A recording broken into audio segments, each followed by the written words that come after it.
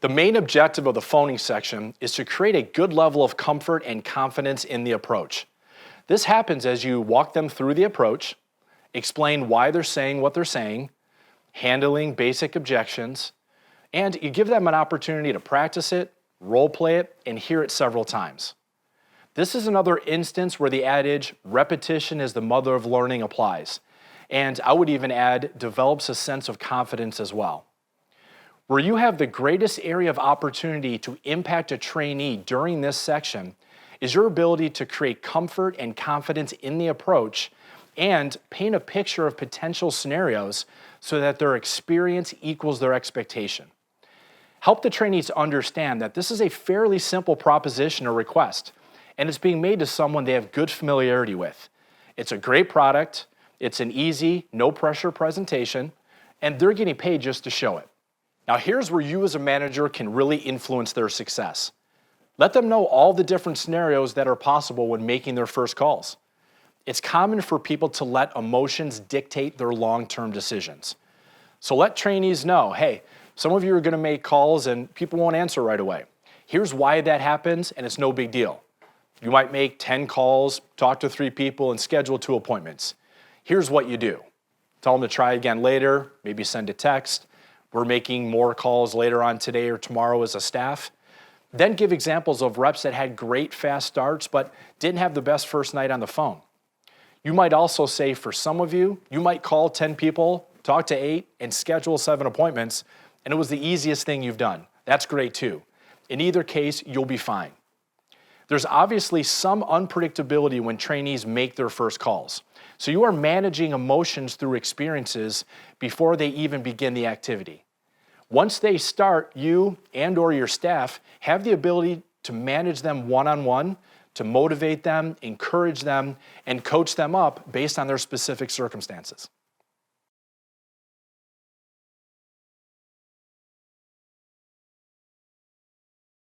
Yeah, I think the expectations part is so important so that when they start, they're not like, everybody's gonna answer and they're disappointed because people didn't answer. So as we get into that, it's, again, here's what's gonna happen. So you guys are about to start making phone calls. When you start, you can expect every 2 to 3 is what we see, okay? 2 to 3 people making phone calls. And in the manual for most regions, it's got that, phoning tips. And one of them is 3-to-1 ratio. And I explain, I go, what that means is every 3 calls, 1 will answer, okay? And when they answer, you'll book it as long as you read the script. It's very rare to not book an appointment if you follow the script, okay?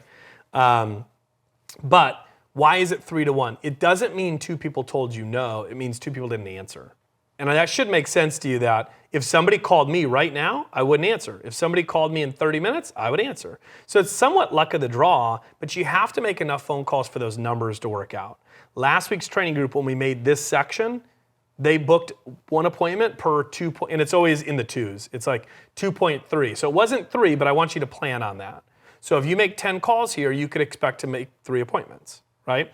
What does it mean for those other 7 that you didn't book an appointment with? It probably just means you're gonna try them again later, right? And that's totally fine for you to do. And this is why we split up our phone calls, right? So you're gonna do a wave here in training together. You'll do another wave on your own. Why are we having you do the first wave here? Because this will be the most nervous that you'll ever be making phone calls because it's your first time doing it. So it's kind of like we're all doing it together.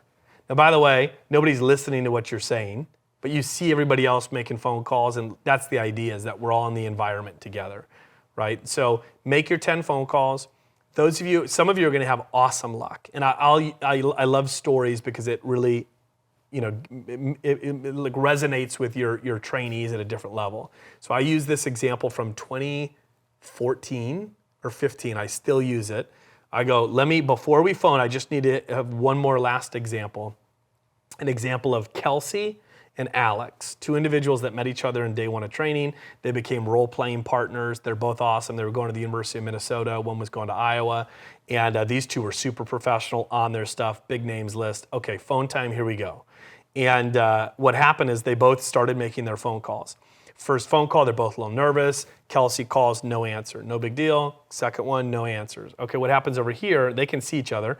Alex, first phone call, they answer, she books a demo, we high five, I tally it on the board. She's pretty excited. Second call for Alex, they answer the phone, she books a demo. Third one, books a demo. This goes on, she books her first 6 appointments. 6 for 6, everybody's answering. It's like they're all waiting for Alex to call, okay? Which is not the reality, but she's kind of lucking out a little bit. Kelsey, on the other hand, 3 calls, no answer, 4 calls, no answer. I go over there, I could tell she's sweating it a little bit, like, oh my gosh. She's like, nobody's home. I'm like, nobody's home? I was like, people are home. You can tell everybody else is getting appointments. You've just had some unlucky ones. Don't worry about it. Keep making phone calls. 5, no answer. 6, no answer. 7, no answer. I go over there. She's like white in the face. Looks like she's going to cry. And she's like, nobody's answering. And it's not that nobody was answering, but she also saw Alex just crushing it. And so I go, don't worry about it. It's not like you're dialing with your wrong hand. Like there's nothing that you could do to make this different. You just got to keep making phone calls. You're not having people tell you no, just make more phone calls. It took 11 phone calls for her to get an answer. And when they answered, I could see, like she was almost shocked, like, oh my gosh, what do I say now? She got her first appointment. What happened by the end of the night, they went home, they made phone calls. By the end of the night, they both had over 10 presentations lined up. So what happened to Alex when she went home? She had a not so hot wave. You know what I mean by that? Phones cool off. She had a lot more people not answer. What did it even out to being? 2 to 3 to 1. Right? What happened for Kelsey? The phones heated up for her. What did it end up being? 2 to 3 to 1. So what you want to understand is that the more calls that you make, the more the numbers will work out to be 2 to 3 phone calls per 1 presentation booked. But it doesn't happen like every 3 calls, right? So everybody understand that? Phones will go like this. As long as you're making the right amount, you'll hit your demo goal.